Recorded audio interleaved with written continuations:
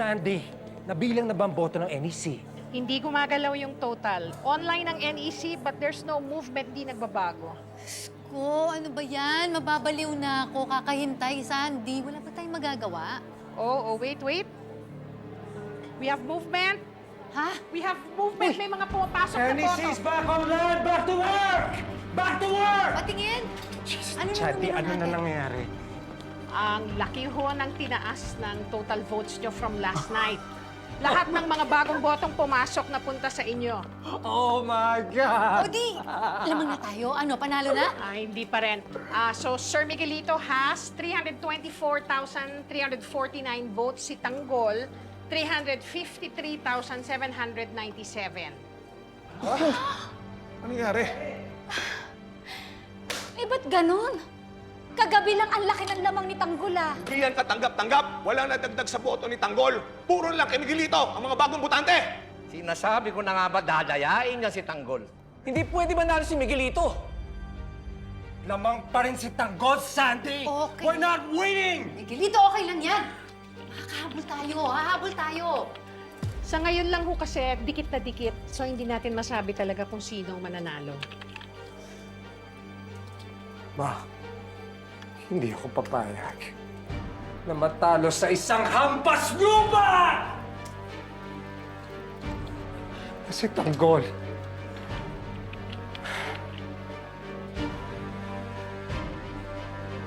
Pumapantay na si Miguelito. Mukhang madadali si Tanggol, ah. Paano nangyari to? Hindi maganda yung pakiramdam ko dyan. Sana makangat pa si Tanggol. Nalangin na lang natin yung mga botong papasok para kay Tanggol. Para makalamang na siya kay Miguelito. Kaya kaya pa yan.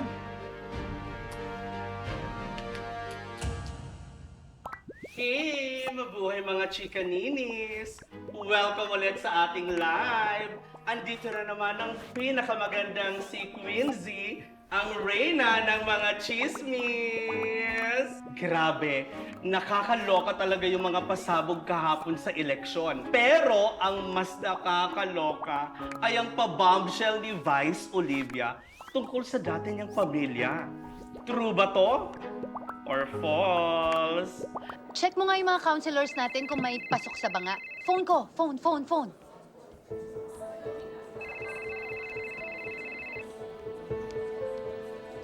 O, Richel. Panood mo na ba? Ano ba? Busy ako.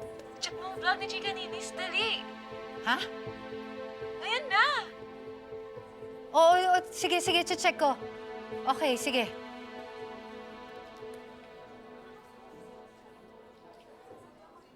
Well, kebs na muna tayo sa kung sino ang tunay na ama ni Congressman Miguelito.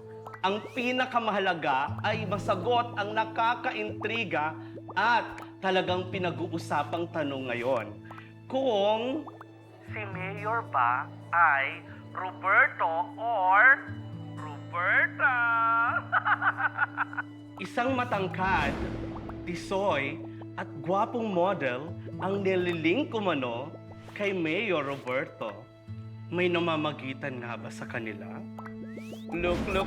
Ang happy nila dito sa picture. Eto na, in the flesh, para linawin ang issue, makakasama natin mismo yung lalaking nalilink umano kay Mayor Roberto. Yes, let's welcome Pierre! Salamat sa pag-imbita, Quincy. Naku, kami yung dapat magpasalamat dahil napaunlakan mo yung pag-guest today. Oh my God, sino ba naman yung hindi magkakagusto sa this kissing man? Perfect. I just came from the monitoring room, kuya. At wala pa rin nagbabago. Lamang pa rin si Tanggol. We're almost at the end now, kuya. At mukhang mananalo si Tanggol. You okay with that? Hahayaan na lang natin na manalo sila? Okay lang sa'yo na matalo ako ni Tanggol? Hindi. Kailanman, hindi ko matatanggap na matalo mga Guerrero. Lalo na sa mga Montenegro. Inaasikaso na yan ni Roberto. Paano ako mapapanatag sa galawan ng isang tao na laging pumapalpak? Papa. Si Siguro bago mo isipin kung ano maging resulta ng eleksyon, isipin mo muna, karapat-dapat ka bang maging mayor ng Maynila? Excuse me? Excuse me, kuya, karapat-dapat ako maging mayor. Let me remind everyone in this house kung ano mangyayari kung di ako manalo sa eleksyon na ito. There'll be hell to pay. Responsibilidad ng pamilyang ito, siguraduhin na manalo ko sa eleksyon na ito. It's your responsibility, kuya. Anyways, let's go straight to the point. Total, pagiging straight lang din naman yung pinag-uusapan natin ni Mayor Roberto. May relasyon ba kayo ni Mayor Roberto? Pierre, boy-toy ka ba? Hombre or jowa bells ni Mayor Roberto? Ako po, hindi totoo yun. Close lang talaga kami. Like, kano ka-close? Like, skin-to-skin level? Sa totoo lang, ninong ko talaga yan si Ninong Roberto. Ninong or Ninang? Promise? As in like, wala talagang relasyon? Opo. Wala po talaga. Nagulat na nga lang po ako at nadamay pa ako sa issue na to. Pero hindi ko naman sinisisi si Ninong dahil alam kong biktima lang din siya sa issue na to. Well. Mukhang wala tayong makukuhang confirmation ngayon kay Pierre. O sige, ganito na lang. Ano yung message mo kay Ninong? Nong! Salamat po sa inyo sa tulong niyo palagi Palagi kayong nandyan sa tuwing may problema ako. Para na po kayong magulang sa akin. Kaya sana po manalo kayo sa eleksyon. Kapag tinatago, mas lalong kinakalkal. Tignan ko lang, Roberto, kung meron ka pang mukhang iaharap sa tao. Sige na, kaya ko na to. Winner! Confirm! Ikaw ang pulutan ng mga tao. Wala daw relasyon sina Pierre at Mayor Roberto. Ninong lang daw. Walang bahid mali siya ang relationship levels nila. Ano? Yan ba yung kinikita mo kapag nawawala ka sa gabi? Yang inaanak mo? Siyempre, wala ka na namang sasabihin. Viral na yan, Roberto. Kalat na lahat ng baho ng pamilya natin. Tulungan mo naman akong linisin to.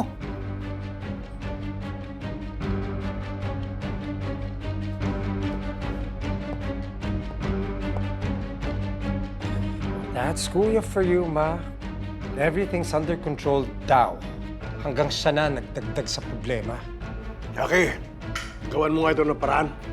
Patayin mo ang issue, ha? Eh, di ba ayaw niya nang pinapakialaman siya? Sabi niya, pag problema niya, siya yung bahala. Di siya ang bahala. Ang dami mo kasi sinasabi. Sumunod ka na lang sa utos ko. Tulungan mong mabawasan ang problema ng pamilya.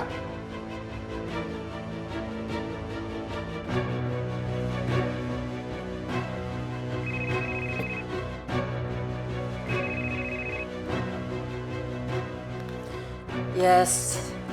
Madam! Napanood niyo ba? Yeah, good job. Basta, gamitin mo lang ang platform mo para tutukan ang isyong ito. Ikalat mo ng ikalat. Of course, madam. Nako, for sure, magba-viral to. Maraming mag-grab nung interview natin. Madam? Yung bayad mo. Check your bank na i-deposit na ni Lorenzo. Yay! Thank you so much, madam. At yung kay Pierre, iabot mo na. Yes! Bye!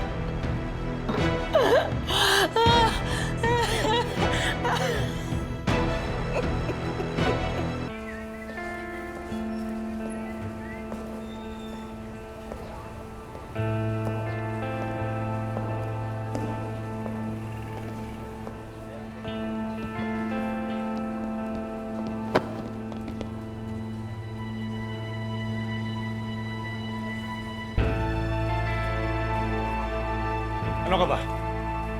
Tumingin ka nga sa dinadaanan mo. Ayos ka rin, ano? Ikaw ang hindi tumitingin sa dinadaanan. Ikaw pang galit?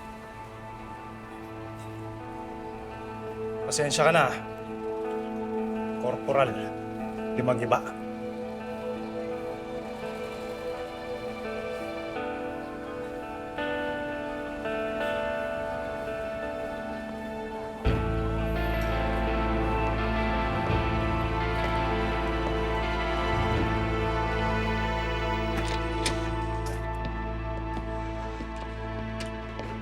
Pare, Huwag mo mainit ang ulo mo.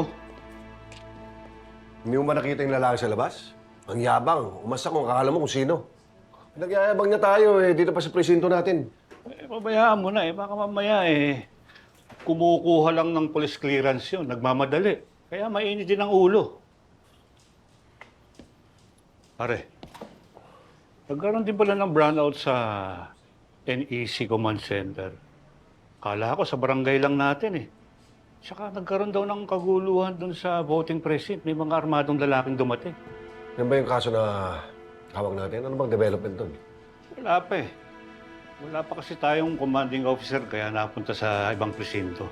Pero alam mo pare, sigurado ako nagkaroon ng dayaan sa eleksyon kaya nagkaroon ng brownout Mando, bago pa sa'yo yan? Alam mo naman, madumi talagang eleksyon Yan kampo ni na Tanggol at sa mga Guerrero. Pareho hindi patas lumaban yan mga yan. Ano pa ba ang aasahan mo sa kanila? Sir Gimadiba, Sir Mendoza, dumating si General Berbano. Pinapatawag ang lahat. Pinapapuntahan lahat ng conference room in 15 minutes. Sige. Sir.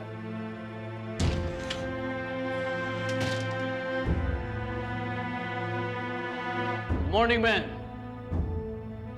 Hindi nyo na siguro ikinagulat ang pagbisita ko sa inyong presinto ngayong araw.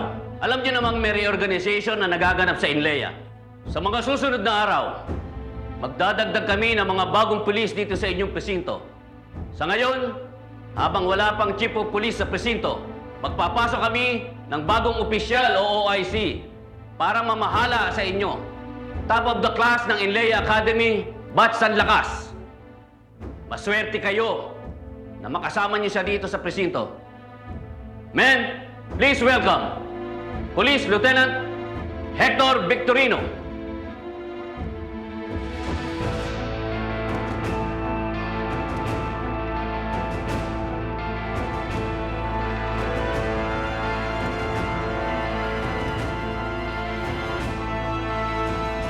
Take charge.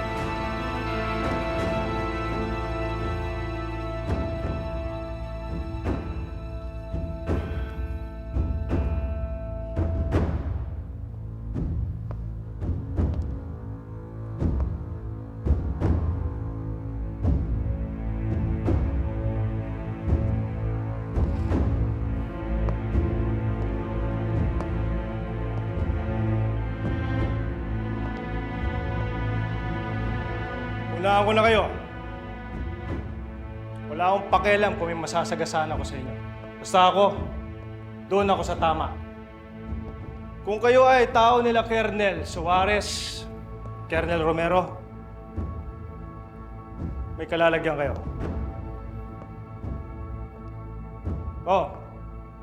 Bagito pa lang ako. Pero itong bagito na to ang magbabago sa presinto ninyo. Kaya kung meron man sa inyo mga kurap, mga baluktot, hindi ko na kayo tutuwid. Dahil bilang ng araw ninyo, walang lugar ang mga pulis na pulpul sa presinto ko. Understood? Sir! Yes, sir!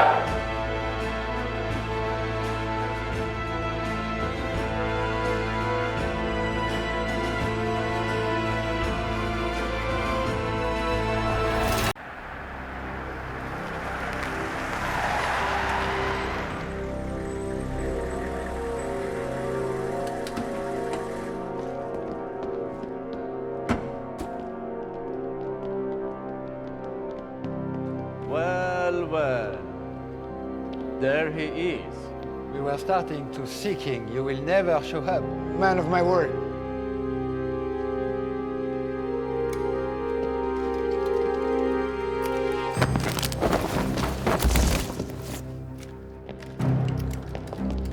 have a visitor. Who is he? Viktor Ivanov is my name. You probably heard about my dad.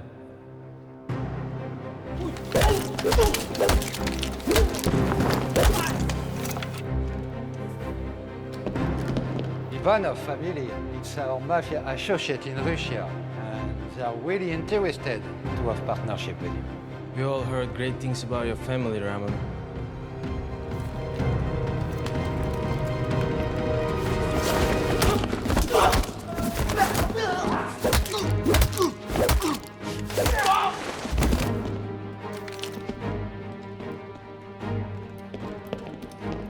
I heard that your son's gonna be the next mayor of the Manila city. It's a great opportunity to expand our business. Manila will be in our control. The market of Southeast Asia will be easily accessible to all of us.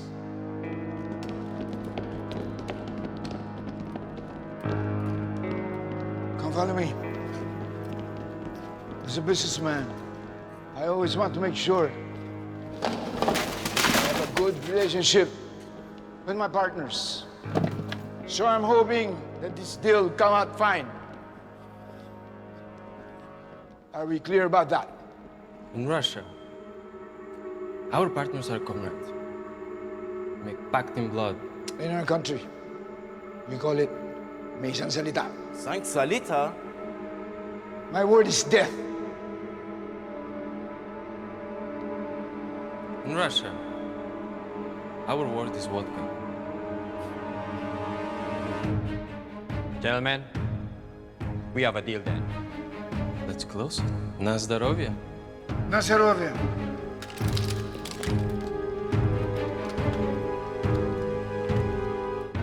Where are the items?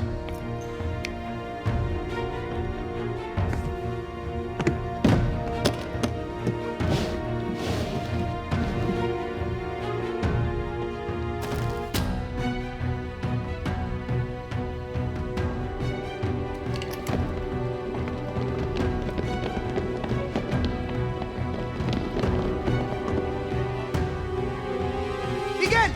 Taas ang mga kamay!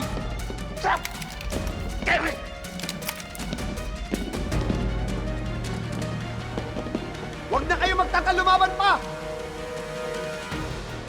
Napapalibutan namin kayong lahat!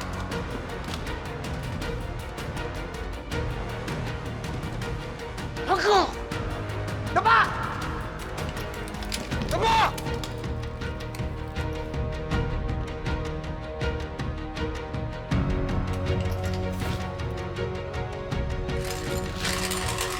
Daba!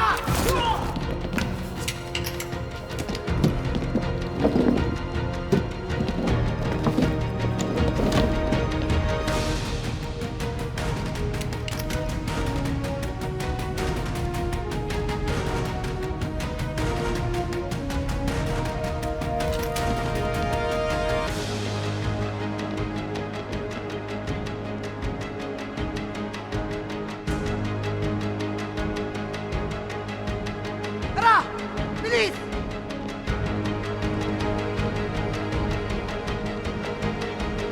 What happened? What is the meaning of this?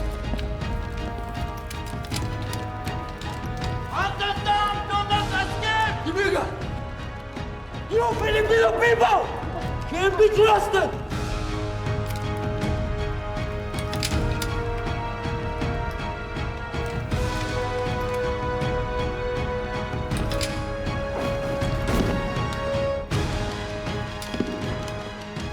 How do we know? This is not part of your plan of sabotaging us. The rumors about Guans were true all along! Make a business with you was a mistake. Put down your gun.